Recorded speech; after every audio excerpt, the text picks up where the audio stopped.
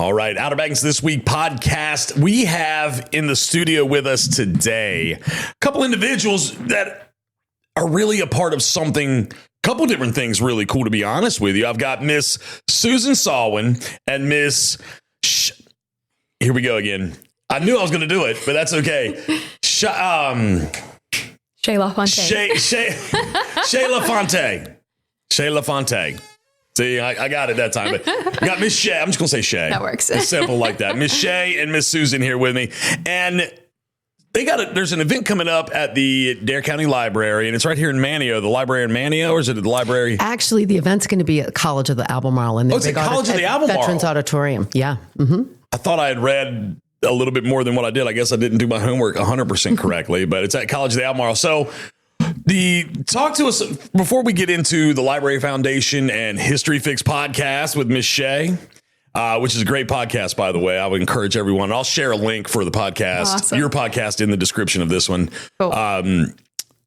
Talk to us a little bit about your involvement with the Library Foundation. Miss Susan, we'll start with you. Okay, so I'm not a Dare County native, but I've lived here since I was 12 years old and was a frequent patron of the Manteo Library when I was in high school here. I've always loved libraries. I went into a different field for a while and practiced law, and then kind of got into education, went back to school and became a librarian myself.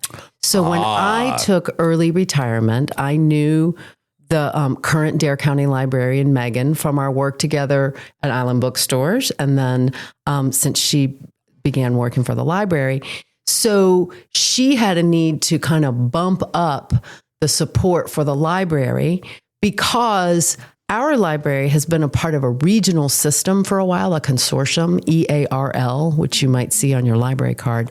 But that's devolving. And so each county in that consortium will be responsible for their own libraries starting July 1st of this year. Okay. So we started a year ago to take an organization that has been there for 25 years, but really had a limited role, and pump that organization up, because the library has it will have plenty of funding for the basics from the county, but our libraries are really wonderful, and I'm a library lover anyway, and I know Shea is too, but they really go above and beyond at the Dare County libraries. And so the foundation is launching a sustainer campaign to provide regular support for those extras, the really cool stuff that people might not even know they can find at the library. And that's why we're kicking our sustainer campaign off with a podcast. We're so grateful, a podcast with Shea, History Fix, where she's developed a concept that ties right in with library work and how libraries are so fundamental to our civilization. Okay, excellent. So that's how we enter History Fix podcast Bingo. With Miss Shea. Yeah, so I'll tell you a little about myself first, and then I'll tell you a little bit about what I'm going to actually talk about at this event. I was born and raised in Kill Devil Hills and got a degree in elementary education, and taught elementary school, taught fourth grade at First Flight Elementary School for about 8 years. And then I stepped back out of the classroom back in 2021. I had 2 young children. I've been working in sort of more of a curriculum development field ever since. But there was still sort of this need to more directly educate. And so I think that outlet for me has been the podcast, which I started in 2023. And for me, one of the greatest needs I saw when it comes to, and with the podcast, really, I'm educating mostly adults. And so that's kind of new for me. But one of the greatest needs I saw was history, because what I found is that a lot of people don't know history, or what they think they know about history is not correct. And there's reasons for that. But that was just an area of need that I saw. And it's just a major area of interest for me. I'm a huge history buff. So I love reading about it. I love learning about it. Love teaching other people about it. And so History Fix was born in 2020, almost 2 years ago. It was March 2023. And the whole purpose of it really is to rectify these misconceptions that we have about our past. Okay. So a lot of times when you look at history, what we know about it is all what was written down. And that kind of ties in actually to my topic that I'm going to be talking about at the event. But you have to look at who was writing things down. For the vast majority of history, it was a small group of people that were privileged enough to know how to write, to have the materials to write, to be legally allowed to write, And so what that means is that a lot of times the stories of these more marginalized groups, women, people of color, have not been recorded, or they've been recorded by someone who didn't really know their true story. And so a lot of it is not accurate. And so that's really the purpose of the podcast, is to kind of correct those misconceptions. And so for this event, I'm kind of thinking about what could we talk about that sort of ties into libraries and that library supporters would be interested in. And so the history of writing is really what came to us, and the history of the written world. And then as you sort of dig into that and uncover, when did writing start and how did it evolve and how has it been used throughout history? It's really changed absolutely everything in our world. From its inception, there's all these massive shifts and events that have happened because of writing. And so the history of writing is really the history of the world. I was going to say, it's. So it's tough. It's going to be a little bit tough to get it all in there in a way that doesn't, last hours and hours and hours. But I'm pretty good at that. So I'm looking forward to putting it into sort of a concise and very interesting. I'm all about making it super interesting. I'm just going to tell you a really interesting story. I want to make history accessible and I want to make it interesting for people. So I'm very much looking forward to telling this story in a super captivating way. So you're gonna take and do a deep dive on the history of writing. History of writing, yes. And try to, and like you said, make it in more of a concise. This is going to be interesting. This is going to be really interesting because yes. Everything that we have been taught has been taught by writing. Yes. And that's why libraries exist, to collect and curate all the writing. Yeah. That's why libraries are so important. That is our history, and libraries preserve it and make it accessible for the general public. And you've given me a totally different perspective of library because, a lot of the common, perspective that people have is like, library, gotta whisper in there. Like, that's like the whole thing. It's like, oh, and like there's books about, it's one of those things where it feels like people are getting away from going to the actual library and just trying to find it all online.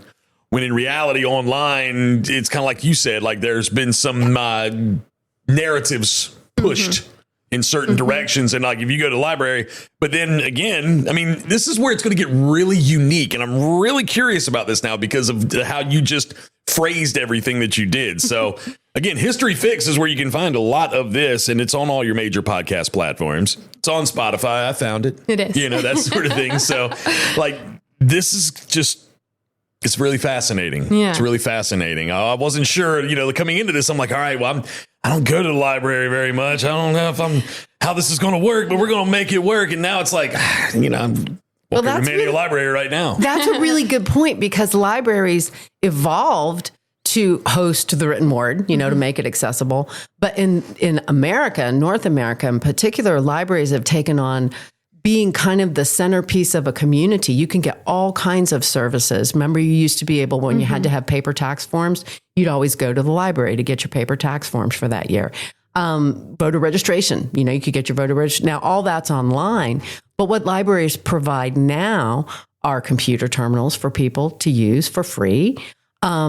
What we're building with the Library Foundation is a library of things, useful things that people need only a couple times a year, like a document shredder or an analog to digital converter. This year, we want to use some of our money to buy a couple pair of color correction glasses so that people who are colorblind can check them out and try them out before they spend a lot of money and maybe figure out it doesn't work for them. We're working on collecting kits so that you can do your own podcast at home, just the basic equipment to do a simple podcast. So the library is not just books anymore. Our print circulation stays the same year over year, but our online circulation with ebooks and databases, for example, we host online author talks that we subscribe to. Yesterday, I listened to one by David Brooks. That was awesome. And so the library just provides all kinds of things that supports the community, but also helps people have a slightly better life because you don't have to, do without if you can get that done at the library. I know that y'all do story time for the kids. I was going to say, I'm a huge fan of the children's programming. Absolutely. I believe my pre-K goes over, I think once a week, maybe. I don't know exactly how frequently they go over there, but I know that they're over there quite often. And and for the kids too, we have 1,000 books before kindergarten program that we started through the Library Foundation. 1,000 books. So kids come in and sign up, and they track the books that they read or have read to them. And we already have a child in just 1 year who's reached 1,000 books. That's awesome. Kindergarten. That's right? so cool. Right. So, traditionally, our libraries have been really good at children's services, and they have great things for kids, but for grownups too. There are writers groups, there are book clubs. It's just an amazing place that a lot of people don't know about. So I remember as a child, I went to Manteo Elementary School, and Manteo Middle School. And I remember when the internet was in a lot of ways in its like infancy, like for public use, going to the library and seeing somebody on the internet. And I was like, what is that? And it was a buddy of mine. He's like, dude, this, and I don't know why, but he was looking at drpepper.com. And it was the coolest thing ever. I was like, whoa, and then he's like, you want to go to a chat room? And I was like, a chat room? What is a chat room? I'm like, we're talking right now, funny. And it was like, of course it was monitored and everything like that. Yeah. But it was just like, we're talking like somebody was from like, I don't know, New York. And like, it was just like, hey, what do you do down in North Carolina? And it's like, is that guy really in New York? Like, what is this? Like, I don't know about this, but it introduced me to the internet in a lot of ways. And I was like, oh, this is actually pretty cool. Mm-hmm. So a lot of different things that you can discover at the library. And I'll tell you one thing that really jumps out to me whenever I go to the Manteo library is the smell. It smells good. The same everywhere. It's very distinct. Yeah. It is. And it's like, this is what it's like. This is what my childhood smells like in some ways. Like never changes. So, but I love that y'all are bringing awareness back to, the library and the written word and how it evolved. Mm-hmm. And I was going to add, talking about the value of libraries, that's not a new thing. In researching this, I'm uncovering stories of the Assyrian Empire, and the Ashurbanipal was one of the last kings of the Assyrian Empire in the city of Nineveh, which is like all over the Bible. You've probably heard of Nineveh. I've heard that one. You've heard of Nineveh. And so he was very much a believer in, knowledge is power. He was literate. He was a scribal king, which was quite rare in those days. Typically, kings didn't read and write. They had scribes for that. He was very literate, and he created the first library, the Library of Ashurbanipal, which they discovered when they rediscovered Nineveh in the 1800s. They found, they're writing on clay tablets at that point. So they found this room just absolutely full of thousands of these clay tablets that he had collected and stored in what's essentially the first library. And his purpose for, he was this great conqueror. He's out there defeated his own brother. He's out there killing lions and defeating he's got the biggest empire in the world at that point. And, he's also, he's a bit of a bookworm that when he's building this great library. And the reason for that is because in his mind, the more he knew, the more powerful he was. And so to him, the library, so the library was like this artificial memory. We can't keep all the information in our head, but if it's in the library and you can access that, you can know everything, So that to him was power. Snap. Yes. Snap. Yeah. So that'll be in there as one of many stories that I'm going to talk about. There's a little snippet. A little taste. We'll taste. There you go. So when are we doing this podcast? It's at College of the Albemarle, not at the library itself. COA, and it is on January 28th. Mm-hmm. That is a Wednesday at 6 p.m.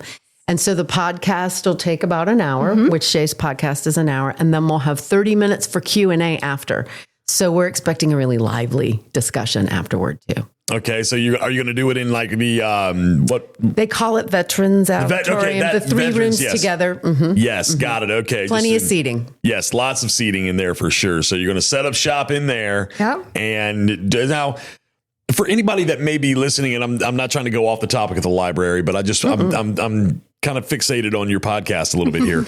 So History Fix can be found on all your major podcast platforms. You've been doing it for a few years now. What would you say has been one of your more popular listened to episodes? Great question. And what, I guess I should have started with what different types of, what are some examples of things you've talked about and what's your most popular? Yeah, so I try to jump all over. So I'm kind of covering all different time periods. I also try to do a mix of, one episode I'll focus on a person, kind of more like a biography. And then I'll try to mix it up. And maybe the next one is more social history. Like I have an episode about the history of coffee or the history of salt, that kind of thing. So I try to really mix up the time period. I try to mix up the sort of theme of the episode. And I also try to mix up, I don't want to just talk about like British royalty. I want to get some African history. I want to get some Asian history, and I want to really like cover all the bases. That being said, the two most listened to episodes, I believe, are really very different from each other. Anything about the Tudors. For some reason, people just absolutely love Henry VIII, Elizabeth I, the six wives, anything about the Tudors. Okay. They're going to eat it up. They absolutely eat it up. So that, unsurprisingly, I did like a 2-part episode on the six wives of Henry VIII, and I've touched on some other family members. And so unsurprisingly, those have been very highly listened to. The one that surprised me more was an episode that I did about the Khmer Rouge, which was this very violent revolutionary group that rose up in Cambodia right after the Vietnam War, and really sort of because of the Vietnam War and because of U.S. involvement in Vietnam. Super tragic. I think something like 1/4 of Cambodia's population was killed during the time of this regime. And it's just something that a lot of people don't know about. But I was super surprised to see that was a very, a lot of people listened to that episode as well. Because it's not, we're so focused on the West here in the West that we learn about Western history, and we don't really think about like Eastern history, what's happening over in Asia as much. So I was really surprised to see that one kind of take off as well. So 2 very different episodes there, but probably the top 2 topics. Well, there you go. So, I mean, that's History Fix. Yeah. I mean, and shoot, you have a limitless amount of topics that you could talk about. Right. And that's amazing. So, I mean, I encourage anybody that loves history, loves to get, wants to hear a deep dive on certain things or something that's like history of salt. Right. What? Like it's kind of quirky. Yep. But at the same time, it's like, well, what is the history of salt? And then when you dig in, it's kind of like with writing, like salt changed the world too. All these great civilizations built up around the salt trade and the need for salt. We can't live without salt. We have to have salt. So every topic that someone asked me once, like, do you ever start researching a topic and then realize like, there's just not really anything here. It's not interesting enough I'm going to pick something up. Every topic that I've started to research, I'm just like jaw drop, like it's so sucked in, like can't believe how pivotal this person or this thing, salt, whatever has been and has led to like directly to where we are now. So I'm always amazed by how much there is. It's pretty rad. Yeah, it's really cool. Pretty rad. A lot of rabbit holes. So Miss Susan, with the we'll wind back to the Library Foundation and everything like that. So again, taking place January 28th. January 28th, 6 p.m. Okay. At COA. If you want to become a sustainer, the library itself hosts a page for the Library Foundation. And there's already a PayPal link set up, which you can choose to pay. We're just asking people to pay a few dollars a month. So you can set up a recurring donation through PayPal, or you can make a one-time donation. And if it's during this month of our kickoff, we'll count it as you're a sustainer and we'll divide it up by 12 for you. So again, it's amazing. It doesn't take a lot to provide these extras that really help the library serve a lot more people.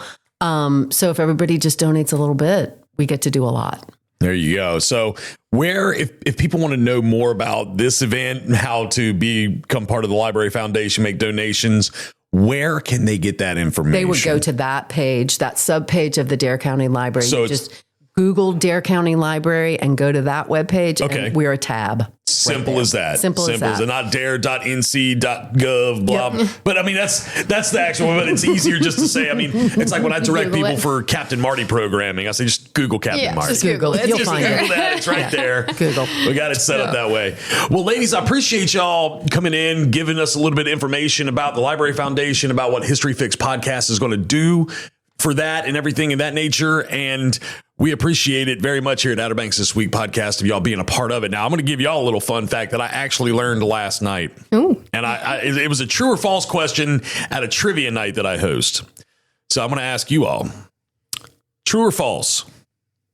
There are more libraries than there are McDonald's in the United States. True or false? I'm going to hope it's true to say true. I'm crossing my fingers for true as well. I think that is true. It is true. Woo, yay. I had a lot of people That's a answer win. that question false last night, and I was like, y'all need to get out and read more. Yeah, So that's great. Just trying to make it funny for them, but they were like, "What? There's got to be more McDonald's," and I'm like, "No." I am there's so glad to know that because I'll be using that fun fact Yeah. a lot in my work with the foundation. Well, and if you think about it, I mean, here in Dare County specifically, there's 2 McDonald's and there's 3 Three Right, right. libraries. So we're a little bit So above. we're ahead of it. Keep it We ahead. fall in that true statistic. Go Dare so. County. Well, ladies, again, I appreciate y'all coming in. I'm going to get this all. I'm going to put a nice description about where they can find information, put a link to your Perfect, podcast, thank put a you. link to the foundation in the description of this podcast. Anybody that wants more information, just go find the description of this podcast wherever you listen and click on the links for more information. Ladies, thank you so much. Thank you.